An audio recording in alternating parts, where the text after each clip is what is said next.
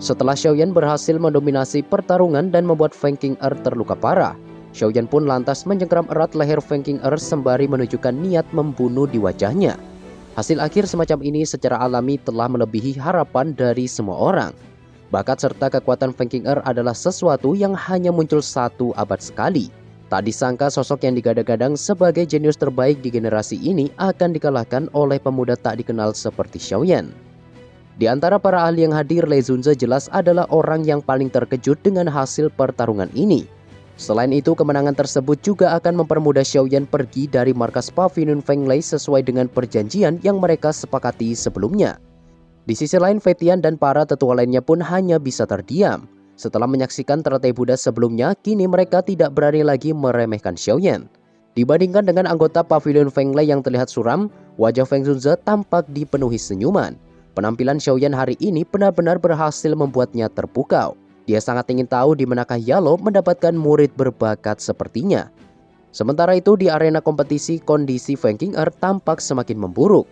Meski sudah tak ada peluang untuk menang, keangkuhan di dalam dirinya membuat Feng Qing'er tak mau menyerah. Sesaat kemudian dia lalu mengerahkan seluruh energi yang tersisa dan berniat menyerang Xiaoyan dengan api hitam sebelumnya. Tatapan dingin pun seketika melintas di mata Xiaoyan ketika melihat tingkah laku Feng Qing'er yang begitu keras kepala. Dalam sekejap, api hijau giok pun melonjak dari tangan Xiaoyan dan langsung menekan api hitam di tubuh Feng Qing'er. Meskipun nyala api ini cukup unik, tetapi di hadapan api surgawi semua itu tidak ada apa-apanya. Setelah menekan api hitam di tubuh Feng Qing'er, ekspresi Xiaoyan pun semakin serius dan mengatakan, "Nona Feng, apakah kau benar-benar berpikir bahwa aku tidak berani untuk membunuhmu?" Tepat setelah kata-kata ini terdengar, beberapa botol giok berisikan esensi darah Phoenix kuno pun tiba-tiba meluncur keluar dari cincin penyimpanan Xiaoyan. Perubahan mendadak ini jelas membuat Xiaoyan sangat terkejut dan segera menyimpan kembali beberapa botol tersebut sebelum diketahui oleh Feng Qing'er dan yang lainnya. Tak sampai di situ, Xiaoyan pun segera mundur dan menjauh dari Feng Qing'er. Tampaknya garis keturunan garis itulah yang telah mempengaruhi esensi darah tersebut. Sementara itu di sisi lain, tatapan Feng Qing'er kini sepenuhnya tertuju ke cincin penyimpanan di tangan Xiaoyan. Meskipun dia tidak bisa melihat secara jelas karena reaksi Xiaoyan yang terlalu cepat, tetapi Feng Qing'er bisa merasakan kalau darah di tubuhnya mulai mendidih ketika benda itu muncul.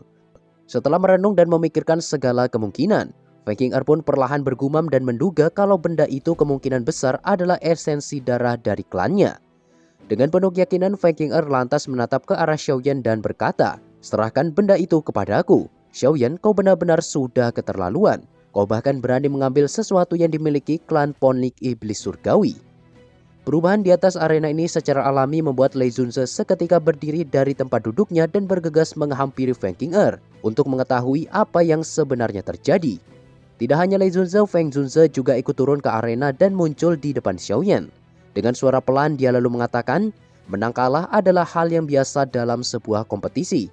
Feng Qing'er, meskipun kau adalah anggota dari klan Ponik Iblis Surgawi, tetapi jangan berpikir kalau klan kuno milikmu itu bisa menjelajahi Central Plains tanpa rasa takut."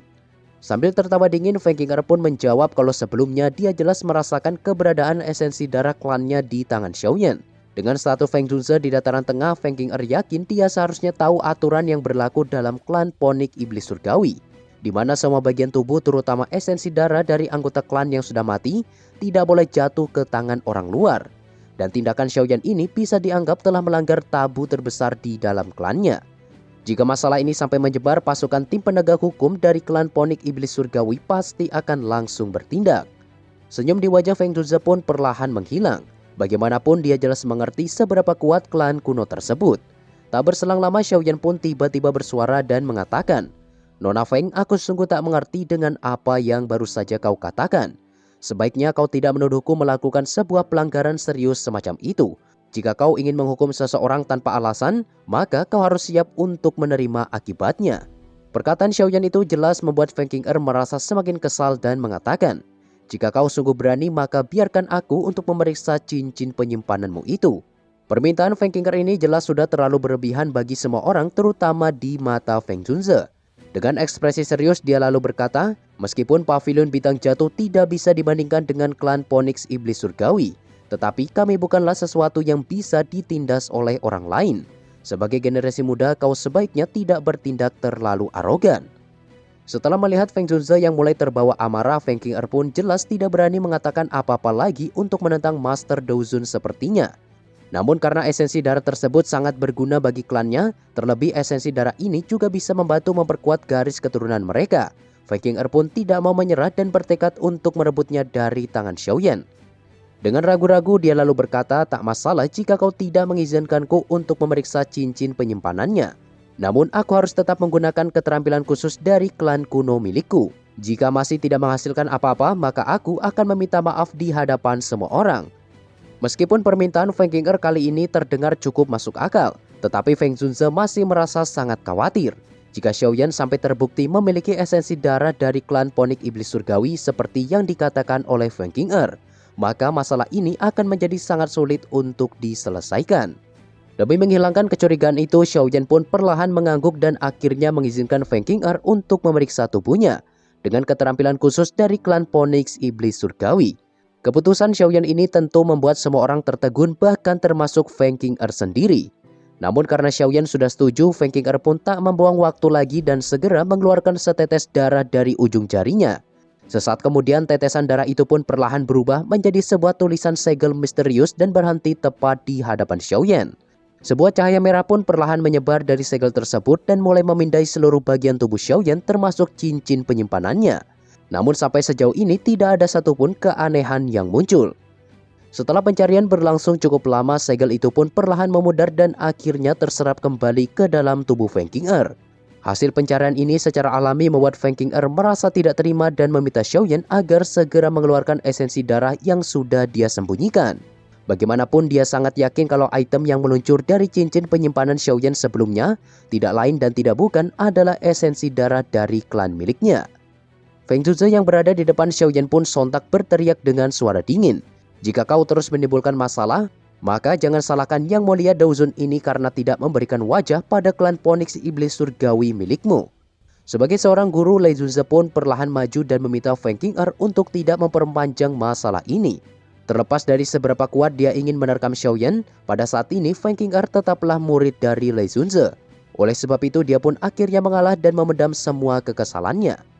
Sesuai dengan ucapan yang dia katakan sebelumnya, Feng King Er pun lantas menangkupkan kedua tangannya dan memohon maaf kepada Xiaoyan atas segala kesalahpahaman yang terjadi. Tentu saja semua itu dia lakukan dengan penuh keterpaksaan. Karena pertarungan tersebut telah sepenuhnya berakhir, Feng Zunze pun perlahan tersenyum ke arah Lei Zunze dan berkata, sesuai dengan kesepakatan sebelumnya, aku pikir dendam antara Xiaoyan dan Pavilion Feng Lei seharusnya sudah terselesaikan dengan baik. Pada saat ini Lei Zunze pun hanya bisa terdiam. Meskipun hatinya dipenuhi amarah, namun dengan statusnya dia jelas tidak mungkin mengingkari perkataannya sendiri. Akan tetapi jika di masa depan Xiaoyan sampai membocorkan gerakan 3 rupa petir kepada orang lain, maka dia sendiri yang akan bertindak untuk membunuhnya.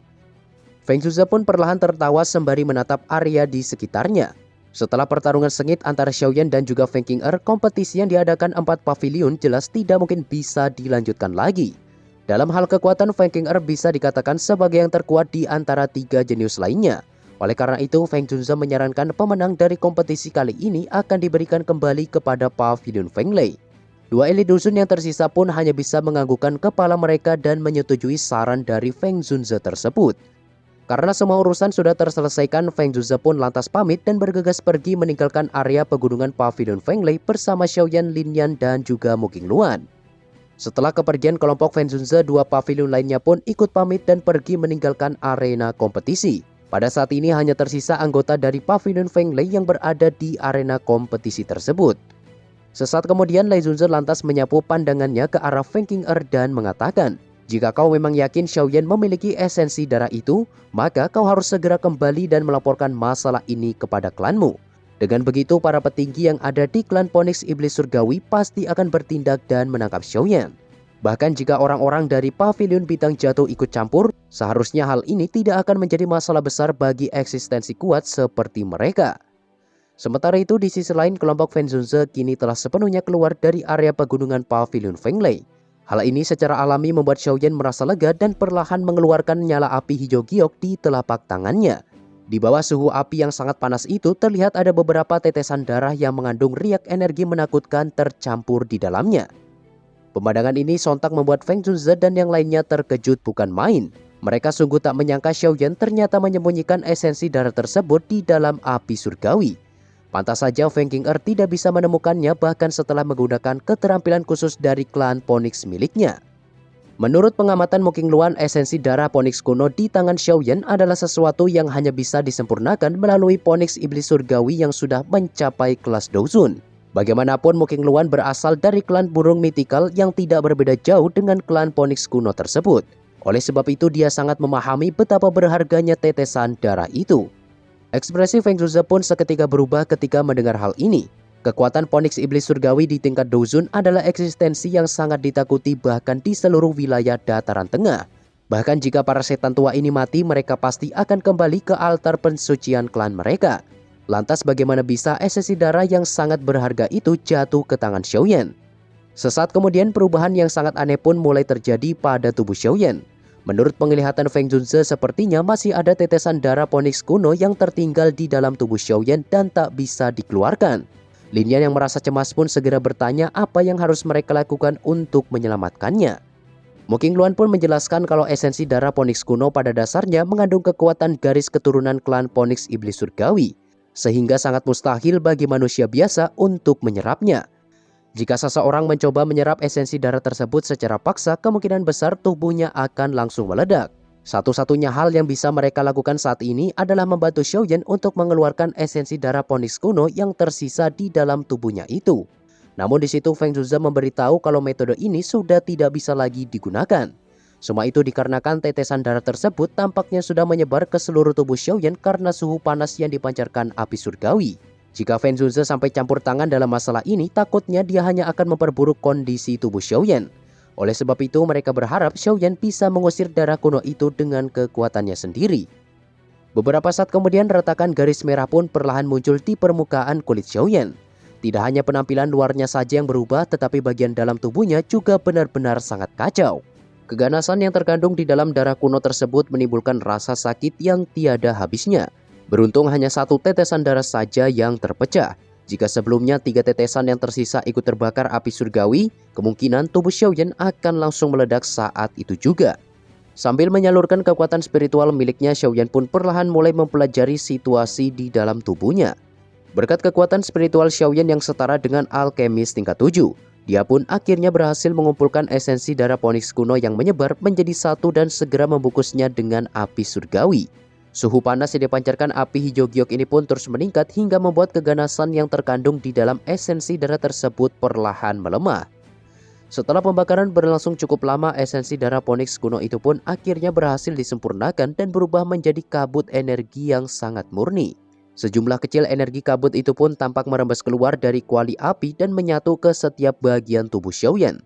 Setelah penyerapan tersebut, Xiaoyan bisa merasakan kalau kondisi fisiknya benar-benar telah mengalami peningkatan yang sangat signifikan. Namun begitu proses penyerapan ini terjadi berulang kali, tubuh Xiaoyan pun tampaknya telah mencapai batas maksimal. Jika sisa energi di dalam kuali api terus merembes keluar dan menyebar, kemungkinan besar tubuh Xiaoyan akan meledak. Situasi berbahaya ini jelas membuat Xiaoyan sangat dilema dan berpikir keras apa yang harus dia lakukan selanjutnya. Tepat ketika tanda-tanda ledakan tubuh semakin meluas, Xiaoyan pun tiba-tiba membuka kedua matanya. Dan secara bersamaan sepasang sayap tulang yang telah dia sembunyikan selama ini pun seketika muncul di punggungnya. Dalam sekejap energi yang meluap di tubuh Xiaoyan pun tampak mengalir deras ke dalam sayap tulang tersebut. Penyerapan energi ini secara alami membuat sayap tulang tumbuh 2 kali lipat dari ukuran sebelumnya hingga memancarkan aura super kuat yang menembus langit. Sesaat kemudian tubuh Xiaoyan yang sudah hampir meledak pun perlahan pulih dan kembali ke kondisi normalnya. Pemandangan ini secara alami membuat Feng Zhuze dan yang lainnya tercengang sampai tak bisa berkata-kata. Sebagai sesama magical beast, Mu Qingluan jelas menyadari kalau sayap tulang itu merupakan benda yang disempurnakan dari mayat Phoenix iblis surgawi. Tidak hanya Mu Qingluan, Feng Zhuze juga merasakan hal yang sama. Meskipun tampilannya sedikit berbeda, tetapi aroma yang terpancar dari sayap tulang itu serupa dengan beberapa Phoenix iblis surgawi yang dia temui di masa lalu. Dengan adanya esensi darah serta sayap tulang, mereka pun bertanya-tanya apakah Xiaoyan benar-benar sudah membunuh salah satu anggota dari klan Phoenix kuno itu. Feng Zhuze pun sedikit termenung dan mengatakan, bocah kecil ini memang cukup berani. Bahkan Yalo termasuk dia sendiri akan berpikir 2 kali sebelum menyentuh seseorang dari klan Phoenix iblis surgawi. Tak berselang lama, Xiaoyan pun perlahan berdiri sembari mengepalkan tinjunya. Dalam sekejap, kekuatan luar biasa melonjak dari dalam tubuh Xiaoyan hingga membuatnya mengeluarkan auman super kuat ke arah cakrawala. Feng Zunze yang mendengar teriakan itu pun sontak menemukan ada seutas terowongan naga dan juga Phoenix yang terkandung di dalamnya. Jika kemampuan ini digunakan secara bersamaan dengan teknik gelombang sonik, maka tekanan yang dihasilkan pasti akan sangat menakutkan. Xiaoyan sendiri juga terkejut dan menduga kalau teriakan Phoenix yang disebutkan Feng Zunze seharusnya dia dapatkan ketika menyerap esensi darah sebelumnya. Sukacita pun dengan cepat melonjak di hati Xiaoyan. Dia yakin kecepatan sayap tulang pasti sudah meningkat pesat. Jika dia menambahkan gerakan 3000 petir, kemungkinan ahli setingkat Fei Tian tidak akan bisa lagi untuk mengejarnya. Selain kecepatan sayap tulang yang bertambah, Xiaoyan juga merasakan kalau kulitnya kini menjadi lebih keras, bahkan bisa dikatakan setara dengan beberapa magical beast. Meskipun Xiaoyan tidak mendapatkan peningkatan doki sama sekali, tetapi pertahanannya saat ini sudah jauh melampaui manusia biasa.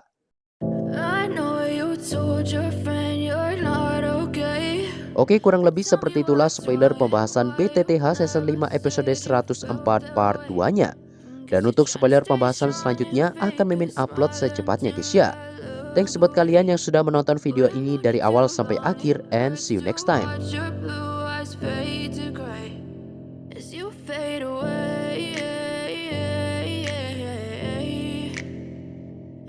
Fade away.